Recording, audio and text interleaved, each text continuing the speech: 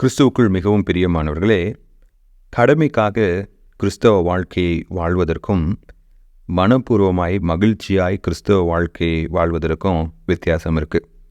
இன்றைக்கி பலர் சபைக்கு ஏன் வராங்க? ஏன்னா அது அவங்களுக்கு ஒரு ஆவிக்குரிய கடமை. ஏன் பலர் காணிக்கை கொடுக்குறாங்க? அதுவும் ஆவிக்குரிய ஒரு கடமை. நம்முடைய விசுவாச வாழ்க்கையில் எதையுமே நம்ம கட்டாயத்தினாலேயோ மனிதர்கள் நம்மளை பார்க்குறாங்கன்னு சொல்லி அவர்களை பிரியப்படுத்துவதற்காகவும் நம்ம செய்யக்கூடாது.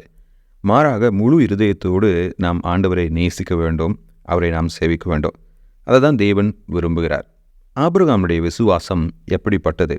எபிரேயர் 11ஆம் அதிகாரம் 17 முதல் 19 வசனங்கள். மேலும் விசுவாசத்தினாலே ஆபிரகாம் தான் சோதிக்கப்பட்ட போது ஈசாக்கை பலியாக ஒப்புக் கொடுத்தான். ஈசாக்கினிடத்தில் உன் சந்ததி விளங்கும் என்று அவனோடு சொல்லப்பட்டிருந்ததே. இப்படிப்பட்ட வாக்குத்தத்தங்களை பெற்றவன் மரித்தோரிலிருந்து எழுப்ப தேவன் வல்லவராய் இருக்கிறார் என்று எண்ணி தனக்கு ஒரே பேரானவனையே பலியாக ஒப்புக் கொடுத்தான். மரித்தோரிலிருந்து அவனை பாவனையாக திரும்பவும் பெற்றுக்கொண்டான். ஆண்டவர் ஈசாக்கை பலி செலுத்தும்படியாக ஆபிரகாமுக்கு ஒரு கட்டளையை கொடுக்கிறார். ஒருவேளை இன்றைக்கு என்ன நடந்தது என்று நமக்கு தெரியும். ஆனால் அந்த கட்டளையை ஆபிரகாம் பெற்றுக்கொண்ட போது அவனுக்கு என்ன நடக்கப் போகுதுன்னு சொல்லி தெரியாது. ஆனால் அவனுக்கு தெரிந்ததெல்லாம் ஒன்று தான். ஆண்டவர் இந்த ஈசாக்கின் மூலம் என்னுடைய சந்ததியை வர்த்திக்க செய்வேன் என்று வாக்கு கொடுத்துருக்கிறாரு. இப்போ கடவுள் அந்த ஈசாக்கை தனக்கு பலியாக செலுத்தும்படியாக கேட்கிறாரு. எல்லாவற்றிலும் கடவுளுக்கு ஒரு நோக்கம் இருக்கும். அவன் எந்த நம்பிக்கையோடு போகிறான் அப்படின்னா, பலி செலுத்துவதற்கு முன்பதாகவே ஈசாக்கை கடவுள் காப்பாற்றிடுவாருன்னு சொல்லி நம்பி அவன் போக கிடையாது. மாறாக தான் ஈசாக்கை பலி செலுத்தினாலும் அவனை மீண்டும் தேவன் உயிரோடு எழுப்புவார். உயிர்த்தெழுதலின் நம்பிக்கையோடு ஆபிரகாம் ஈசாக்கை பலி செலுத்தும்படியாக கொண்டு செல்கிறான். அந்த நம்பிக்கையினாலே அவன் ஈசாக்கை மரித்தோரிலிருந்து உயிர்த்தெழுந்தவர்களின் அடையாளமாக, அதாவது வரும் நாட்களில் கடவுள் தனக்குள்ளாக நித்திரையடைந்தவர்களை கைவிட மாட்டார் என்பதின் அடையாளமாக அவனை மீண்டும் அவனுக்கு கொடுத்தார். அதுதாங்க விசுவாசம்.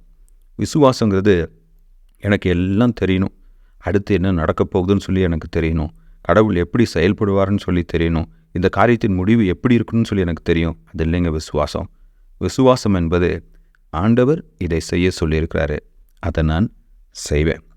That's what faith is.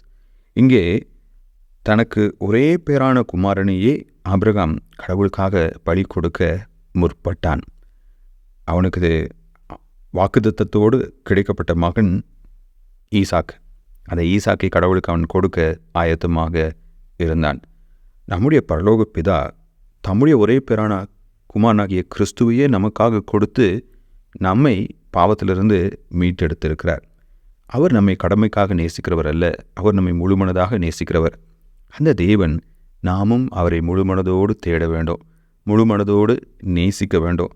அவருக்காக எதை செஞ்சாலும் அவருடைய வார்த்தையை நம்பி, அவருடைய குணாதிசயங்களை நம்பி நாம் செயல்பட வேண்டும் என்று அவர் விரும்புகிறார். விசுவாசம் என்பது என்னங்க? நாளைக்கு என்ன நடக்குதுன்னு எனக்கு தெரியாது, ஆனால் இன்றைக்கி நான் என்ன செய்யணும்னு ஆண்டவர் சொல்லியிருக்கிறாரு, அதை நான் செய்ய ஆயத்தமாக இருக்கிறேன். அதுதான் கடமைக்காக கடவுளை பின்பற்றாமல் முழுமனதோடு தேவனை பின்பற்றுவது. நாம் கடமைக்காக கிறிஸ்தவ வாழ்க்கையை வாழ்ந்து கொண்டிருக்கிறோமா, இல்லை தேவன் மீது முழு அன்போடு முழு பற்றோடு அவரை சேவிக்கிறோமா? சோதித்து பார்க்கலாம். தேவன் தாமே நம்மை ஆசீர்வதிப்பாராக.